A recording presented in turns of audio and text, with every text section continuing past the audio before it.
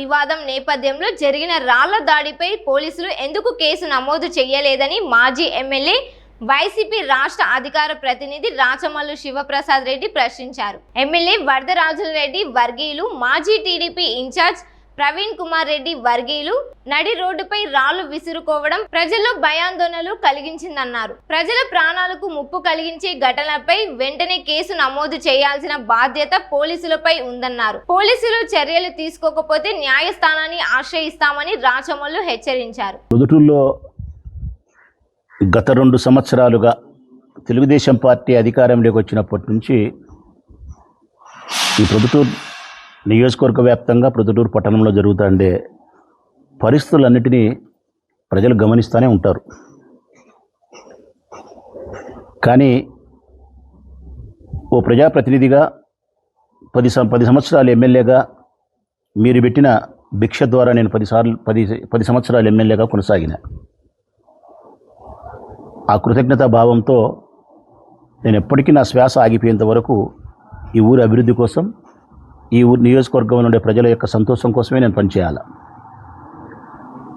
నా వ్యక్తిగతమైనటువంటి అయిష్టాల కంటే కూడా మీ ఇష్టాలతోనూ, మీ అభివృద్ధితోనూ, మీ సంతోషంతోనూ నా జీవితం ముడిపడి ఉంటుంది.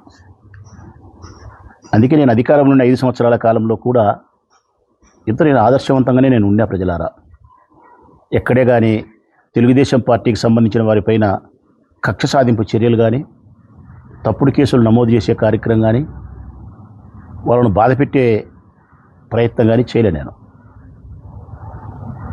ఈ ఊరిని ప్రశాంతంగా ఉంచడానికి నేను నా శాయశక్తుల ప్రయత్నం చేసిన, సఫలీకృతం కాగలిగిన, వ్యాపారస్తులకు అండగా నిలబడగలిగిన, రక్షణ గోడగా నిలబడగలిగిన ఆనాడు నేను.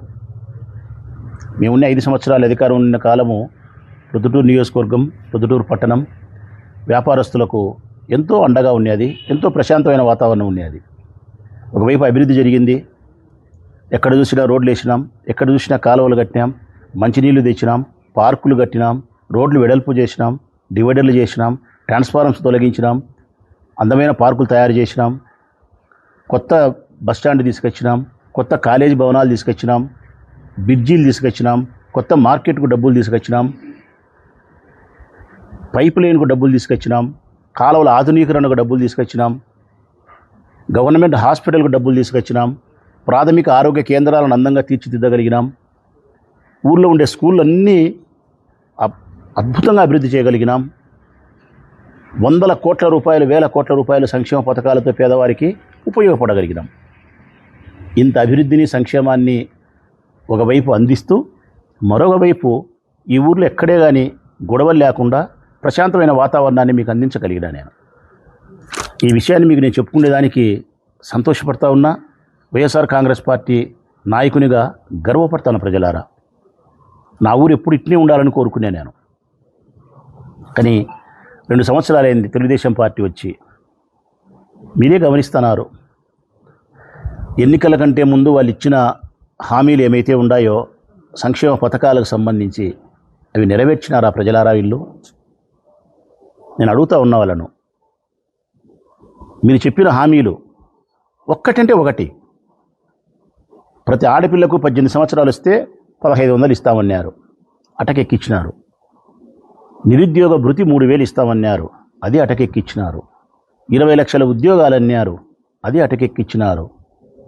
ఉద్యోగస్తుల హామీలను చాలా ఇచ్చినారు నెరవేరుస్తామని, వాళ్ళను ధర్నాలు చేసే పరిస్థితి తీసుకొచ్చినారు. రైతులకు చెప్పినారు 26,000 అని, అది మోసం చేసినారు. 50 ఏళ్ళకు పెన్షన్ ఇస్తామన్నారు, అది మోసం చేసినారు. 2 సంవత్సరాలైనా ఒక్క కొత్త పెన్షన్ ఇలే, అది మోసం చేసినారు. గ్యాస్ సిలిండర్లు ఇస్తామని చెప్పినారు 3. నేను అడుగుతా ఉన్నా, ఆ పథకాన్ని అమలు పరిచినామని గొప్పలు చెప్పుకుంటే మీరు ఒక ప్రొద్దుటూరు నియోజకవర్గానికి మీ ఇష్టం, ఒక వార్డు కోరుకుంటే ఒక వార్డుకు వస్తాను నేను, వార్డులో ఒక వీధి కోరుకుంటే ఒక వీధికి వస్తాను నేను.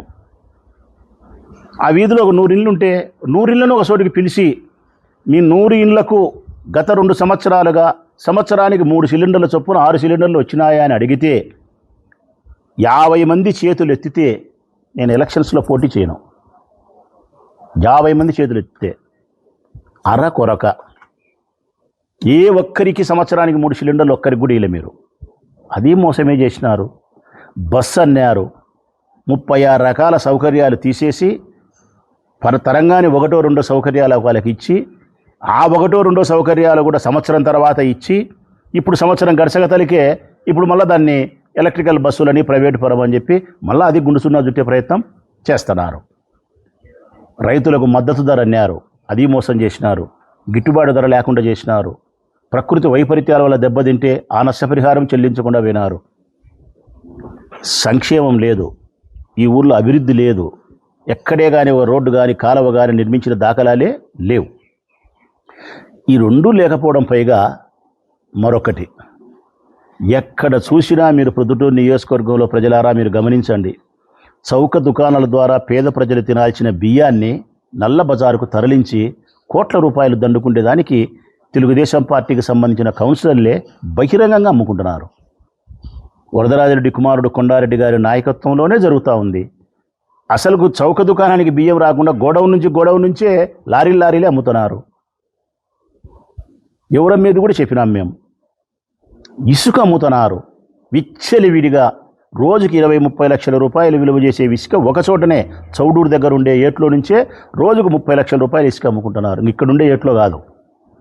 ఎవరికి దొరికిన ఇసుక వాళ్ళు అమ్ముకొని కోటీశ్వరులు అవుతున్నారు తెలుగుదేశం పార్టీ అధికారంలో వచ్చినప్పటి నుంచి కొండారెడ్డి నాయకత్వంలో. ఇక మందు విచ్చలవిడి నకిలీ మందు, విచ్చలవిడి గోవా మందు. ఎక్కడ చూసినా ఊరా 2-3 బెల్ట్ షాపులు, సంసార నివాసాలు ఉండే చోట, ఆడపిల్లలు విద్యార్థులు చదువుకునే పిల్లల చోట కూడా, అది వైఎంఆర్ కాలనీ మోటు కావచ్చు, ఆర్ట్స్ కాలేజీ రోడ్డు కావచ్చు, సాయిబాబా కొట్టాల దగ్గర కావచ్చు, జన నివాసం ఉండే చోట, ఆడపిల్లలు ఉండే చోట బ్రాందీ షాపులు 24 గంటలు, బార్లు 24 గంటలు.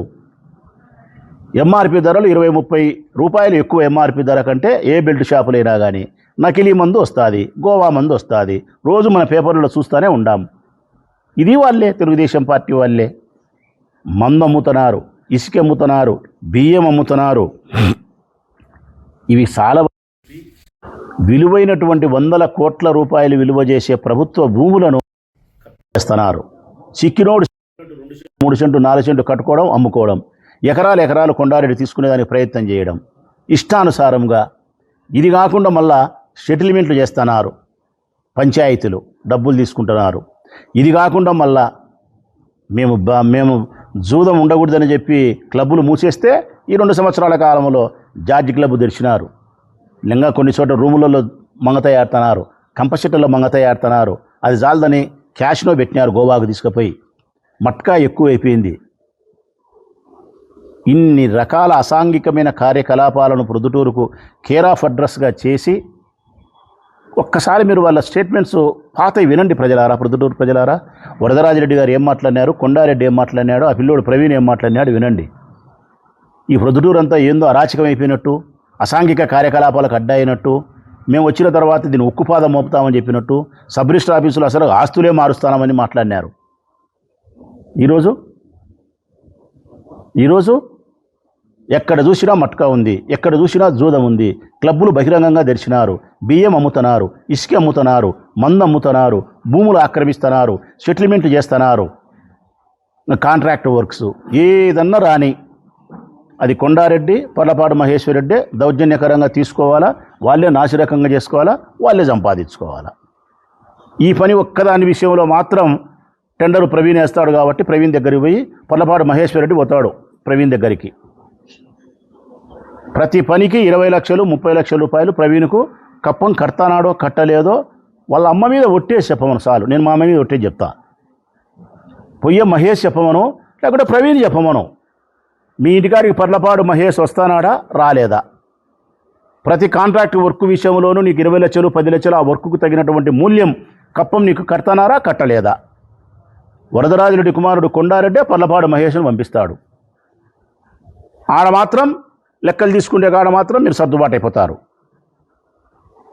ఇవన్నీ ప్రొద్దుటూరులో జరుగుతున్నాయి ప్రజలారా.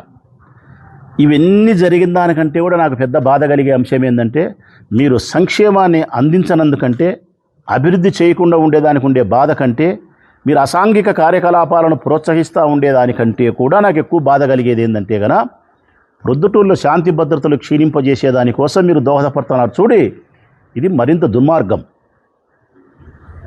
ప్రొద్దుటూరులో గొడవ వాతావరణాన్ని మీరు తీసుకొస్తున్నారు చూడి, శాంతి భద్రతలకు భంగం కలిగించి, ఈ ఊర్లో ఉండే వ్యాపారస్తులకు భయభ్రాంతులు కలిగించి, సామాన్య మనుషులకు భయాన్ని కలిగించే విధంగా మీరు గొడవలకు శ్రీకారం చుట్టినారు చూడి, ఇది నన్ను బాధ కలిగించేదే కాదు,